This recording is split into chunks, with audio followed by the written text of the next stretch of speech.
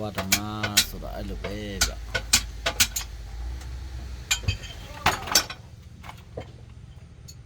စီတယ်အဲ့စီဟိုင်းလေးစီပေါ်မှာထိုင်ပြီးတော့ရှုပ်နေရကျွန်တော်အဲ့လေချင်းဟောပါနော်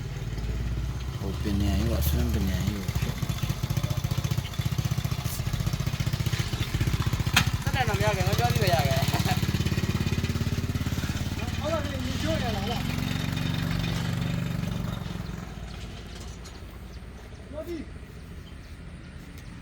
ပြောဒီတဲ့ငါပြောဒီတင်မဲ့ရဘောဒီမလားတင်မဲ့အဲ့ဘယ်စားတယ်မရနဲ့မင်းတို့ပြောရောဘောစားတယ်မရမှာမလဲမဲတောင်ထားမှာခုမှခုတ်လာချင်နော်မပြောပြခုမှလေးလာတာဟာလေလေဟိုဟောမလာ丢啦我亲手